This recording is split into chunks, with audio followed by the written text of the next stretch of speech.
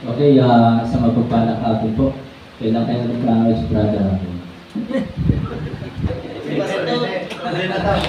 Brother ako, may utang ka. Birthday mo nung nakaraan nakalimutan mong mag-special. Okay, tayo po ito kayo. Parang gusto na kita kung Ay, kayo, pastor. Sabi ka lang special lobby nila. Okay, muli buksan po natin ang ating po mga Bible sa Joshua chapter 1. At basahin po natin muli ang whole chapter. Kung nakita na po, isang malakas at masaya amen. Magkaroon po tayo ng salitang pagbasa. Ako po sa verse 1, kayo po sa verse 2. Sabay-sabay po tayo sa verse 18. Verse 1. Now, after the death of Moses, the servant of the Lord, it came to pass that the Lord spake unto Joshua, the son of Nun, Moses' minister, saying, verse 2 kayo po. Moses, my servant, said, Now therefore arise, go over to Jordan, thou and all these people, unto the land which I do give to them, even to the children of Israel. Every place that the sole of your foot shall tread upon, that have I given unto you, as I said unto Moses. Verse 4. From the wilderness which is Lebanon, even unto the great river Euphrates, all the land of the Hittites, and the great rivers of Jordan, unto your coast. There shall not any man be able to stand before thee all the days of thy life. As I was with Moses, so I will be with thee. I will not fail thee, nor forsake thee. Verse 6. Be strong and good courage, as these people fight for inheritance, which I swear unto your fathers to give them. Only be thou strong and very courageous, that thou mayest observe to do according to all the law, which Moses my servant commanded thee. Turn not from it to the right hand or to the left, that thou mayest prosper whithersoever thou goest. Verse 8. This book of the law shall not depart out of thy mouth, but thou shalt meditate therein day and night, that thou mayest observe to do according to all this is written. For then thou shalt make thy way prosperous, and then thou shalt have success. Have not I commanded thee? Be strong and of a good courage, be not afraid, neither be thou dismayed, for the Lord thy God is with thee, whithersoever thou goest. Verse 10. Then thou commanded the officers of the people, saying, Pass through the host, and command the people, saying, Prepare you victuals, for within 3 days we shall pass over this Jordan to go in to possess the land which the Lord your God giveth you to possess it. 12.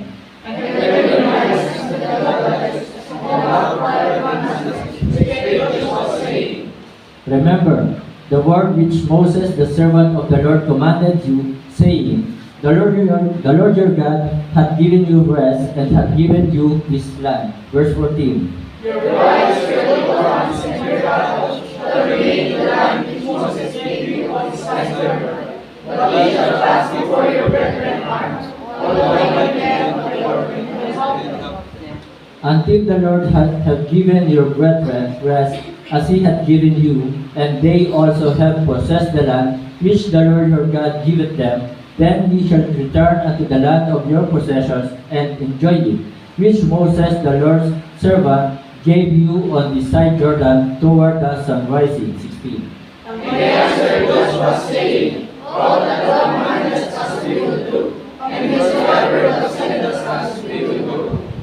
According as we hearken unto Moses in all things, so will we hearken unto thee. Only the Lord thy God be with thee, as he was with Moses. 18, sabay-sabay tayo, already read. Whosoever he be that rebel against thy commandment, and will not hearken unto thy words in all that thou commandest him, he shall be put to death. Only be strong and of a good courage. Tayo po lahat ay umupo, pumikit, tayo po'y manalangin. Ama namin Diyos sa langit, kami po ay nagpapasalamat sapagkat iningatan mo po ang inyong pong banal na salita. Tunay na ang inyong pong salita ay buhay at makapangyarihan, at ito po ay mananatili magpakailanpaman.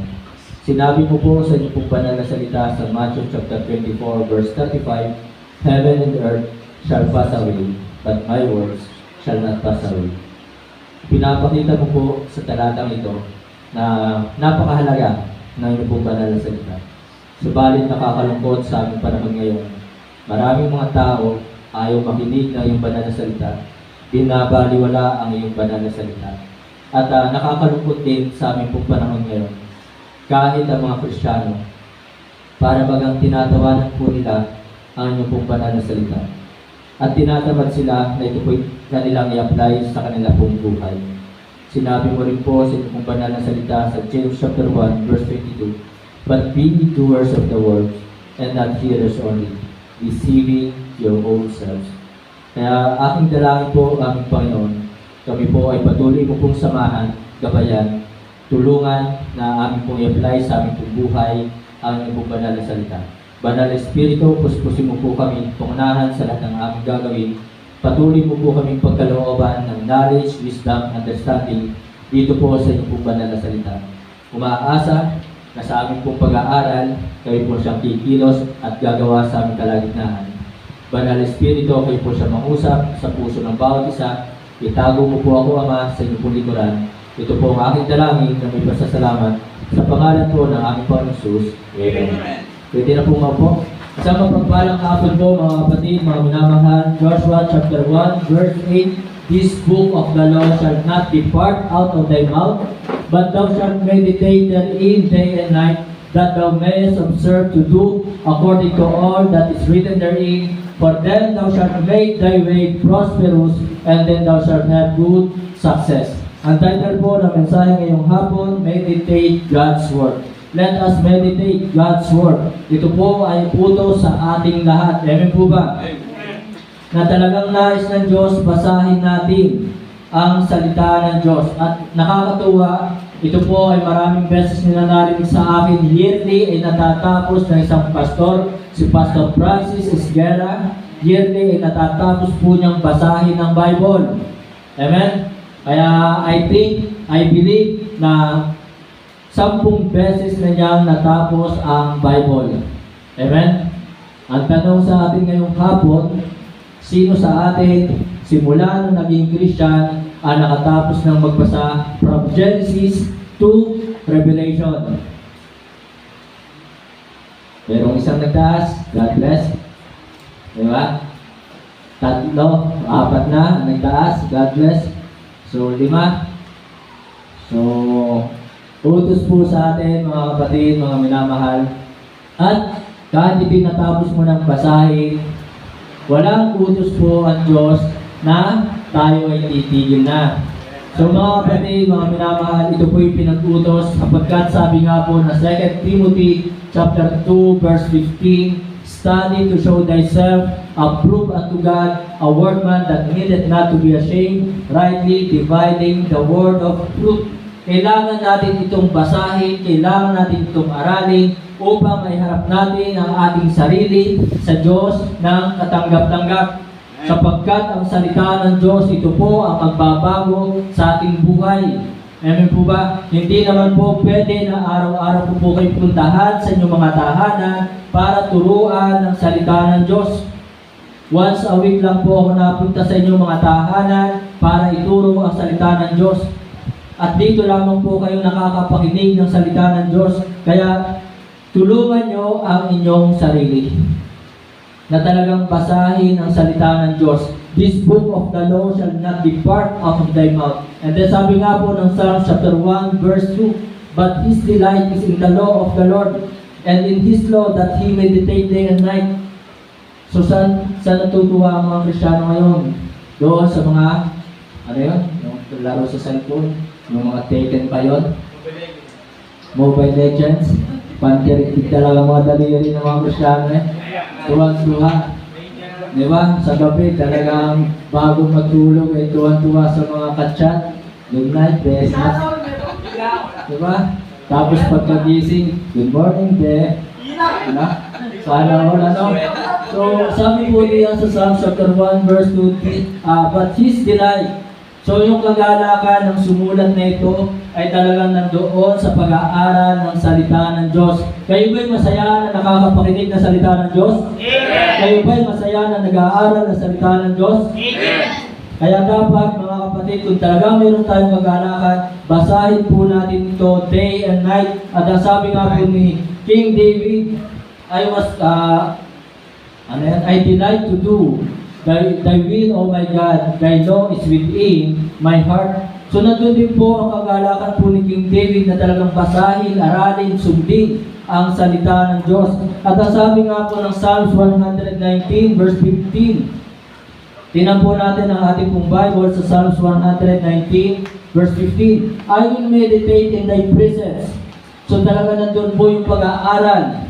Mga kapatid, mga minamahal, ang Bible ay hindi basta binabasa lang. Inuunawa. At tinatanong ang sarili, ano yung mensahe ng Diyos? Ano yung pinagagawa ng Diyos? Ano yung pinag-uutos ng Diyos? So unawain. At hindi lamang talaga binabasa, hindi lamang ito inuunawa, kundi ito po ay dapat isabuhay. Amen? So I will meditate in thy presence and have respect unto thy ways. So mayroon ba tayong paggalang sa salita ng Diyos? So igalang natin ang salita ng Diyos. Kung nagagawa natin igalang ang ating kapwa, nagagawa natin igalang ang ating mga katrabaho, kaibigan, higit sa lahat ay ating igalang, sundin ang salita ng Diyos. And then verse 23, tingnan po natin, verse 23. Sabi po ng Psalms 119 verse 23, Princes also did sit and speak against me, but thy servant did meditate in thy statutes. So nandun po na talagang inaaral at pinagbubulay-bulayan, isinasabuhay ang salita ng Diyos. Mula noon at ngayon, may mga Kristiyano na talagang nag-aaral ng salita ng Diyos, hindi nagsasawa na sundin ang salita ng Diyos. Maraming Kristiyano ngayon dahil sa mga problema, nagsawa na. At kaya nagsawa, bakit? Gawa ng gadgets, diba? Gawa ng Facebook, social media, kung bakit talaga nagsawa na sila mag-aral ng salita ng Diyos. And then verse 48, tinan po natin, verse 48, sabi po ng Bible sa verse 48, My hands also will I lift up unto thy commandments. So yung kamay ko ay aking tataas, alang-alang sa iyong mga kautusan. Pero ngayon, ang kamay ng maraming Kristiyano, ano yung hawak? Tutulog na lahat, cellphone pa rin ang hawak. Ayaw bitawan ang cellphone hanggat hindi lobat. Mainit na ang cellphone, hindi pa rin binibitawan. Pero sabi dito, my hands also will I lift up unto thy commandments, which I have loved. So iniibig ang salita ng Diyos, iniibig ang Bible, and I will meditate in thy statutes. So mga kapatid, mga minamahal, ito po ipaalala sa ating lahat. Basic lang to, very basic. Pero ito po ang kailangan talaga natin sa ating buhay. Kaya sinabi po ng Panginoon Jesus, but he answered and said, it is written, man shall not live by bread alone, but by every word that proceeded out of the mouth of God. And then 148, Psalms 119, verse 148. Mine eyes prevent the night watches, that I might meditate in thy word. Maraming mga mata ngayon ang may mga eye bag, malalaking eye bag. Bakit? Natawa sa Edwin. Diba? Natawa. So, nagkaka-eye bag, paghihintay ng chat. Sana all may hinihintay. Diba? So, sabi po dito, my eyes prevent the night watches, that I might meditate in thy word. Alam niyo po, tingnan natin ang ating Bible sa Luke chapter 2, verse 52. Luke chapter 2, verse 52. Ang ating Diyos, ang ating Panginoon Jesus, palibhasay na sa katawang tao, at talagang hindi lamang po siya para magligtas dito sa lupa na mga kaluluwang mapupunta sa impyerno, kundi ang Panginoon Jesus din po bilang siya po ay Diyos na nagkatawang tao, ay nag-iwan sa atin ng halimbawa. At ang halimbawa ito na iniwan sa atin ng Panginoon Jesus, sabi po dito sa 52, and Jesus increased in wisdom. Maraming tao matalino. Ang iba nga matalino Di ba? At ang ibang tao matalino, saan sila magaling? Sa panlalamang, sa panluloko, Pero ang ating Panginoong Jesus, sabi din po dito, and Jesus increased in wisdom. So talagang siya po ay dumami ang kanyang karunungan at ang kanyang po kaalaman in stature sa salita ng Diyos and in favor with God and man. So ibig sabihin sa paglaki ng ating Panginoong Jesus, siya po ay talagang nagbabasa, nag-aaral ng salita ng Diyos. Kaya nga po nung siya ay tinukso ng dyablo sa Matthew chapter 4 verse 1 to 10, 3 beses siyang sumagot sa dyablo, it is written. Yun lagi ang kanyang sagot, it is written. Ay tayo, sana habang tayo po'y tumatagal na Kristyano, habang tayo po'y tumatagal sa pakikinig ng salita ng Diyos, tayo ay lumalago sa salita, sa karunungan ng salita ng Diyos. Amen? Saan lumalago ang Kristyano ngayon? Ang daming alam ng Kristyano ngayon, di ba? Pero ako hindi ko natutunan yung mga ML na yan. Hindi ko kinahiligan talaga yan. Yung ML. Kahit kung ako po'y bata pa, ang hilig talaga ng aking mga kaibigan noon, mga Super Mario. Diba? Yung mga computer na yan. Pero, Metal Slug. doon pa rin ako sa mga touching sleeper, diba? Tago-taguan, sikyo, luksong baka, luksong kinig, diba? Mga, yung patintero, tsaka yung may drawing na baro. Ano yun? Pagbalo. Ano? Pagbalo. Hindi, yung di ba may damit na nakadrawing sa lupa, tapos luluksok ang gano'n? Chinese garter. Hindi.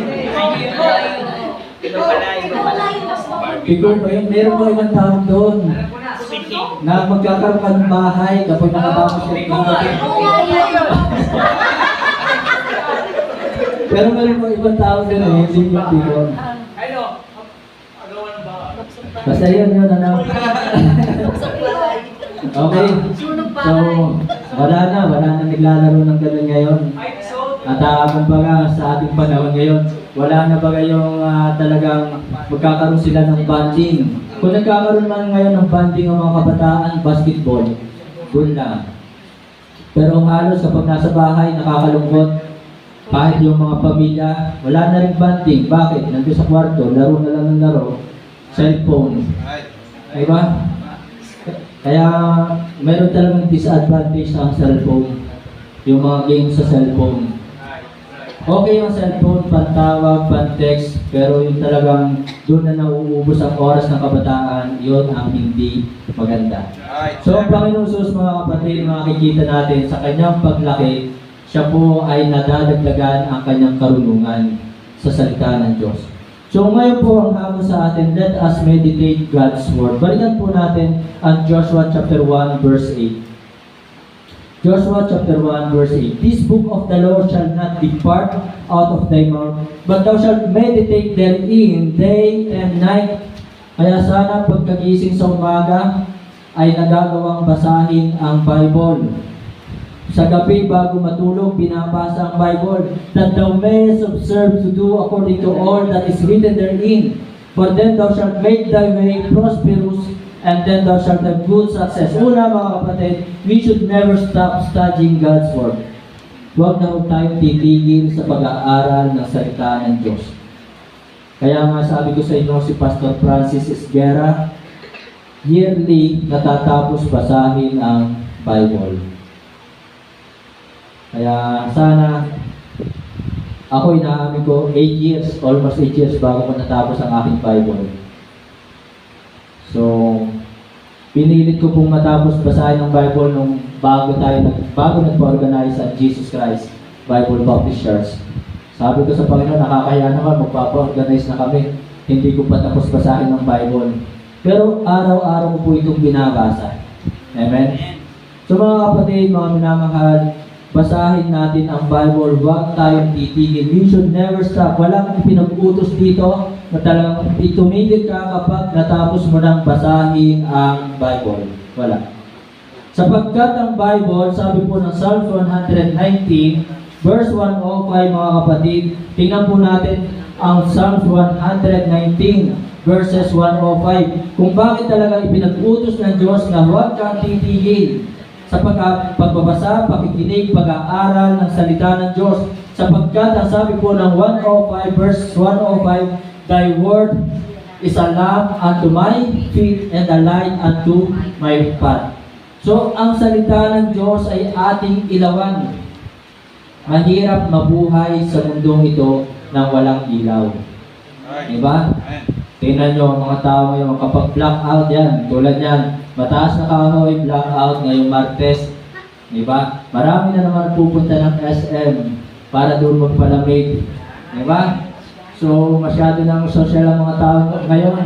Samantalang dati kami, ang aming ilaw dati, yung mga grasera, mga simbo na mayroong gaas, tapos may tenda, yun ang aming ilaw. Masayang buhay namin noon, kahit walang TV or walang mall. Masayang buhay noon. Amen? So mga kapatid, mga minamahal, Thy word, sabi po dito, is a lamp unto my feet. Ito po ay ilawan sa ating paa. Kaya mahirap kung wala ang salita ng Diyos. Mahirap kung wala tayong ilaw sa ating paa at liwanag sa ating landas. Kaya kung tayo po'y titigil, ano mangyayari sa atin? Kung tayo titigil sa pag-aaral ng salita ng Diyos, isipin po natin kung wala talaga tayong ilaw sa gabi. Di ba ang hirap? So mga kapatid, mga minamahal, sana talagang araw-gabi binabasa ang Bible. At 1 Peter chapter 2 verse 2. 1 Peter chapter 2 verse 2. 1 Peter chapter 2 verse 2. As a newborn babes, so sabi po dito, as newborn babes, desire the sincere milk of the word that ye may grow thereby. Maraming Kristiyano ngayon para bagang napuri yung paglaki. Diba? Yung para bagang umatras yung paglaki. Bakit? Tumitigil kasi sa pag-aaral ng salita ng Diyos. Kumbaga sa sanggol ay parang mga malnourished. Yun yun. Diba? Pandak sa aray ko. Diba? So, kaya maraming mga Kristyano yung hindi nagiging profitable, effective in the ministry.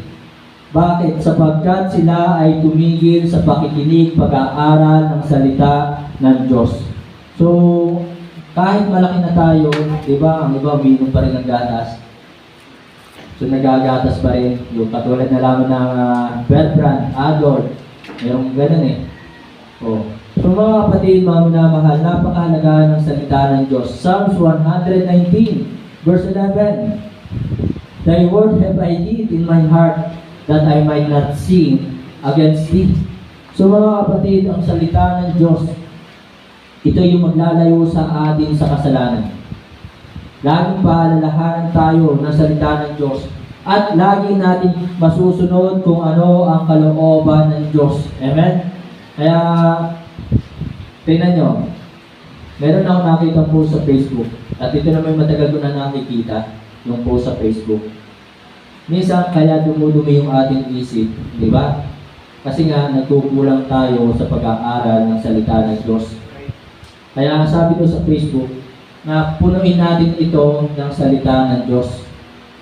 Ang ating puso punuin natin ng salita ng Diyos.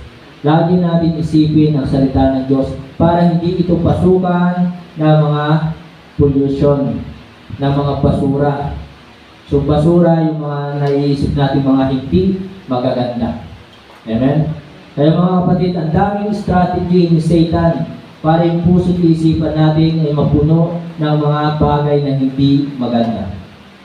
Kaya mga kapatid, para maging malinis lagi ang ating puso at isipan, mag-aral tayo ng salita ng Diyos. So yun po, we should never stop studying God's Word. Sa buhay po ni Joshua, hindi siya tumigil sa pakikinig ng salita ng Diyos. Sumunod siya sa salita ng Diyos kung bakit si Joshua, siya po yung victorious Bible character. Amen? So mga kapatid, nagalaw yata. Okay, pangalawa. Sabi pa rin po dito sa verse 8, this book of the law. So, yun lamang po sinabi dito ng Diyos, ng salita ng Diyos kay Joshua. This book of the law. So, ibig sabihin mga kapatid, we should never study another version. King James Version lamang po, 16:11. Kung pag-aaralan natin ang ibang version, sana kung bakit tayo magbabasa ng ibang version, just to prove na ang ibang version po talaga ay corrupt. Amen? Just to prove na talaga ang King James Version ang accurate. Amen po ba? Just to prove na yung King James Version ay talagang preserved. At ang King James Version ay, ito po ay inspired. Amen? Mga kapatid, we should never study another version. Sapagkat, ano sabi po ng 2 Peter chapter 3, verse 16? Tingnan nyo po yung ibang denomination. Ayaw nila ng King James Version. Amen? Yung iba naman, nagamit din naman ng King James Version, pero aside from King James Version, meron pa silang mga NIV. Meron pa silang mga ESV. So, iba't ibang version. So, sabi po ng 1 Peter ba? O 2 Peter 3:16, as also in all his epistles, speaking in them of these things, in which are some things hard to be understood. Maaring mahirap maunawaan, pero tayo po'y mayroong Holy Spirit na siya magbibigay sa atin ng knowledge at wisdom, na siya magpapaunawa sa atin, na siya magtuturo sa atin. Kaya ito pong King James Version ay sa totoo lang napakasarap basahin. And then tingnan niyo po, hard to be understood, which they that are unlearned and unstable rest, as they do also, sila po ay gumawa ng other scriptures. They do also the other scriptures. Ano nangyari? Dahil sa kanilang paggawa ng ibang scriptures unto their own distractions.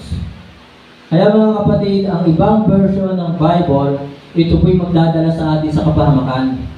Amen? Mapapahamak tayo kung yun ang ating aaralin. Mamamali tayo, maliligaw tayo ng doktrina.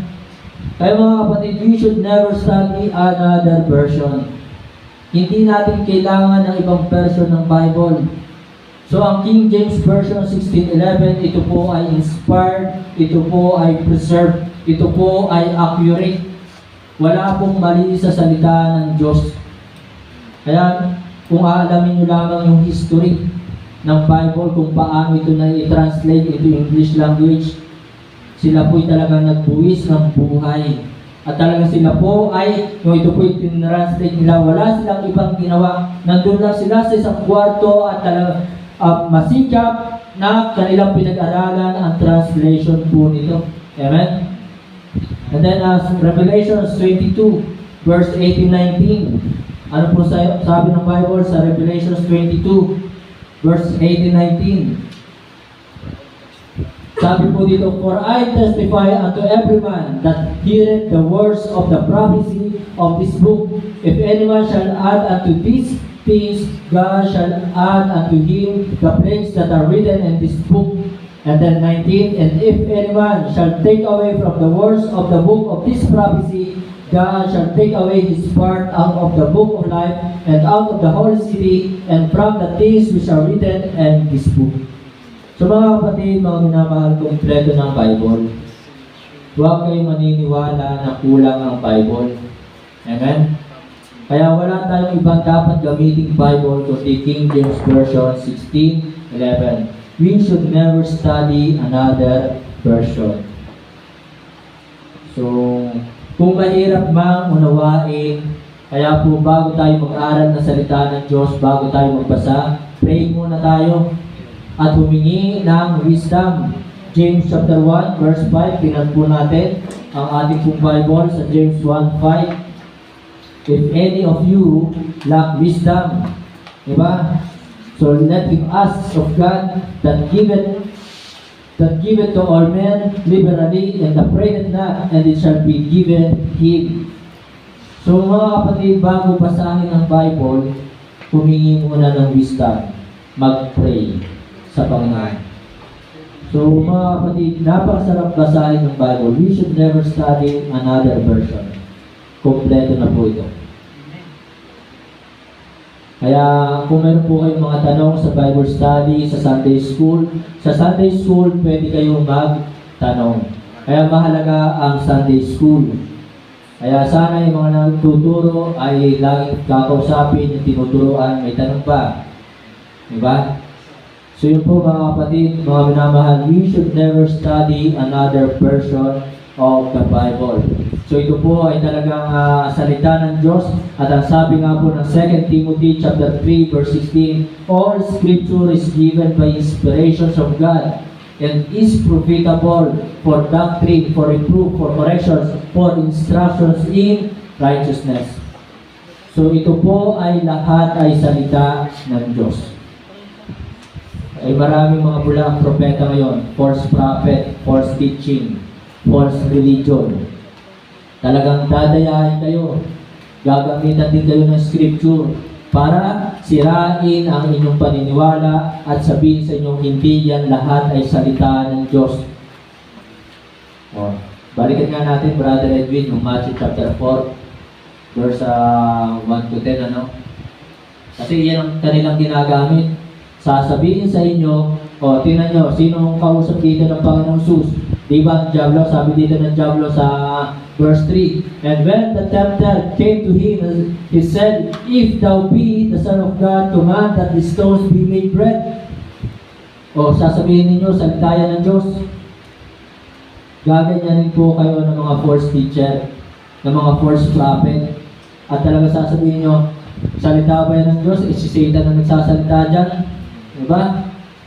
And then, ano pa sabi dito? Verse 5, then the devil taketh him up into the holy city and seated him on a pinnacle of the temple and said unto him, mga kapatid, mga minamahal, ito po ay lahat ay salita ng Diyos. So, hindi po yan may susulat diyan sa Matthew, sa book of Matthew, kung hindi ililigta ng Holy Spirit. Ang sabi po ng 2 Peter chapter 1 verse 21, tingnan po natin ang ating pong Bible sa 2 Peter chapter 1 verse 21. For the prophecy came not in the old time by the will of man, but holy men of God spake as they were moved by the Holy Ghost. So, naisulat po yun ni Matthew, yung mga talatang iyon, sapagkat idinikta ng banal na Espiritu. So, hindi mo siya pwedeng alisin sapagkat nag-uusap nga yung dalawa. Amen? At doon po sa pag-uusap ng Diablo at ng Panginoong Jesus, wala doon si Matthew. Ay ngayon, ang tanong, paano nalaman ni Matthew yung pangyayaring yun? May nag-marites ba? Diba? Meron ba marites noon? So wala po. Kundi yun po ay idinikta ng banal na Espiritu. Kaya lahat po ito ay salita ng Diyos. Matthew chapter 5 verse 18. Kaya mga kapatid, mga minamahal, we should never study another version at huwag natin kaliligtaan na tayo laging makinig ng salita ng Diyos. For verily I say unto you, till heaven and earth pass, one jot or one title shall in no wise pass from the law till all be fulfilled. Sino sa inyo magaling sa English? Yung mga English grammar dito. So, sinasabi po diyan, kahit ang period, comma, question mark, yan po'y kasama sa salita ng Diyos. Amen? So, mga kapatid, we should never study another version. And then the last, sabi po ng verse 8 pa rin, Joshua chapter 1, verse 8, this book of the law shall not depart out of thy mouth. So, nandun po na ipinag-utos ng Diyos, shall not depart out of thy mouth. Kabilin-biliran ng Diyos, huwag mo itong ihiwalay sa iyong bibig, na ito'y pag-aralan mo, pagbulayan-bulayan mo, araw at gabi. So, ibig sabihin mga kapatid, we should never scorn the Bible. Huwag nating baliwalain ang salita ng Diyos. Kaya sana walang maiiwan ditong Bible. Diba? Huwag niyong iiwan ang inyong Bible kung saan-saan. Sana kung naiiwan man, ay talagang hanapin at balikan. Sana Bible na lang ako. Yes. Pwede balikan. Magaling na sana kung babalikan ano. Kaya mga Bible ngayon, ay yay na. Meron naman ako dito sa cellphone. Di ba? So mas mahal pa ang cellphone kaysa sa Bible. So ang cellphone ayaw na ayaw mabasa. Pero ang Bible, ginagawang payong. Di ba? Pantong. So mga kapatid, we should never scorn the Bible. Huwag natin talaga itong kalilitaw, huwag natin itong babaliwalain. Ako lagi kong dalang Bible. Simula nung ako nagkaroon ng Bible, saan man ako pumunta, lagi ko pong dala ang Bible. Kahit nung ako po'y nabiyahe ng tilapia, fish dealer, nagdi-deliver ako sa Lucena, dala ko ang Bible. Pagdating sa Lucena, bago ako matulog, babasahin ko ang Bible.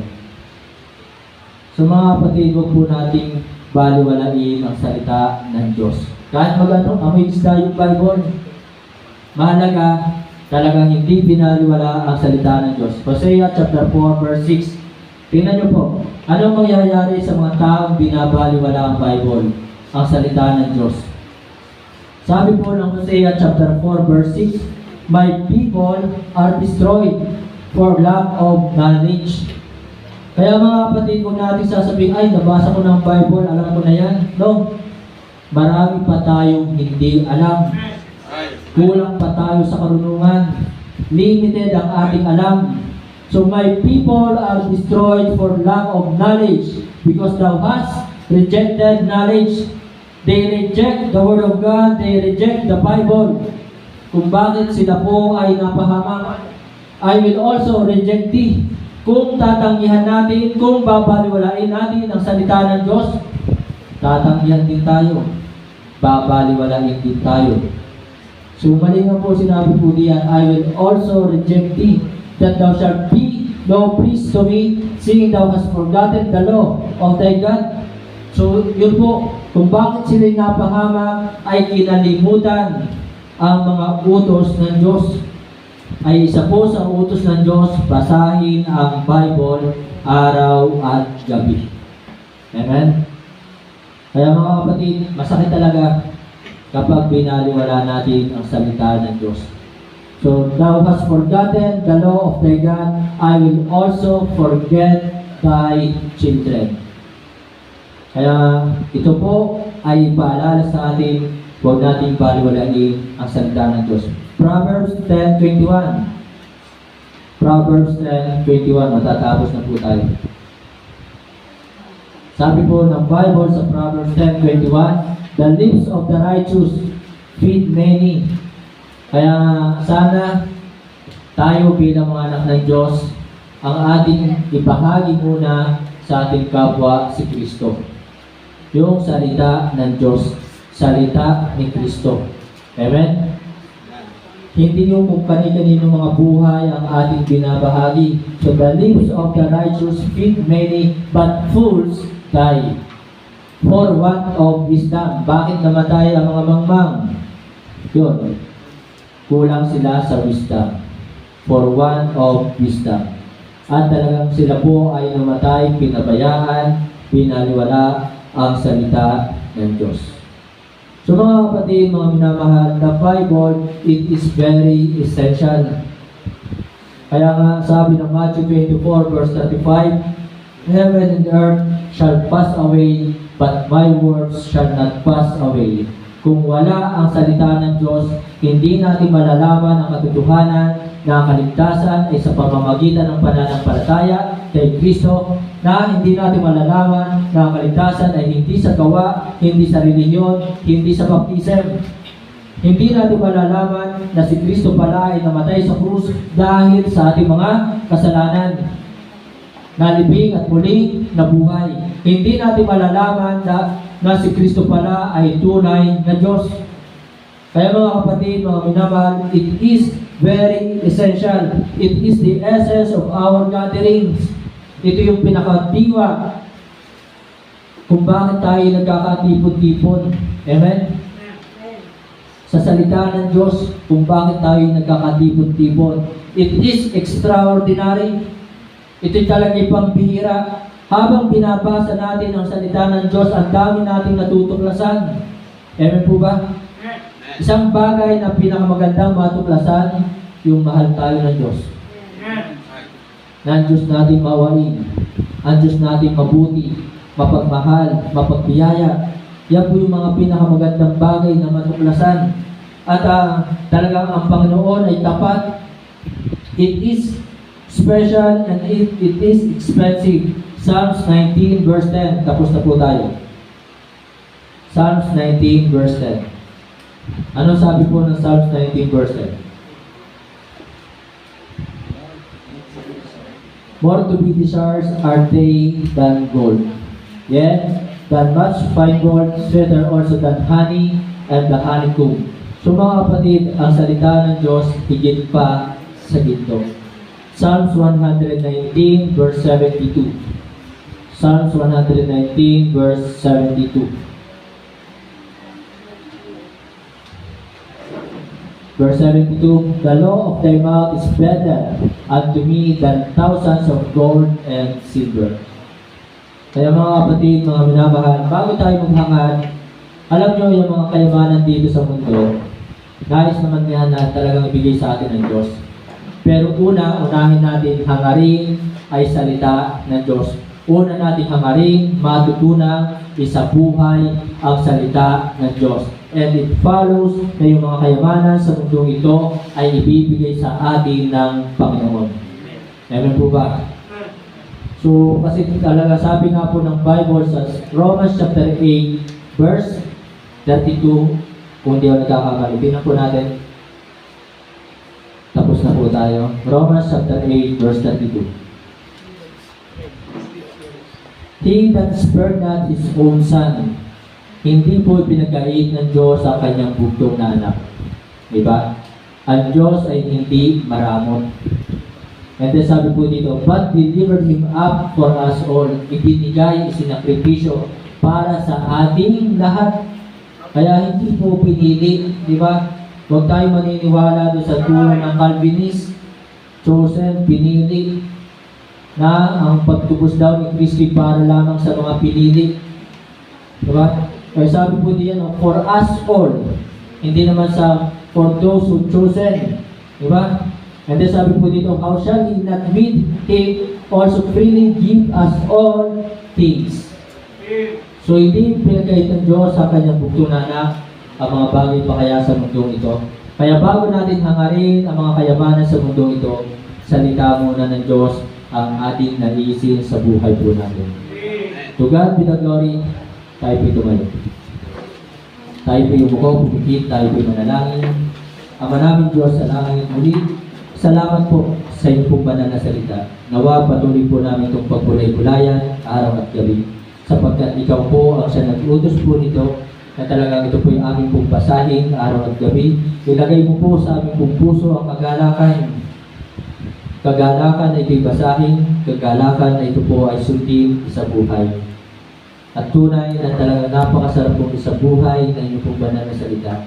At ito po ay higit pa sa mga kayamanan sa mundo ito. Sapagkat kung mababago ang buhay ng sinumang tao, ay tunay na ito po ay higit pa sa mga kayamanan sa mundo ito.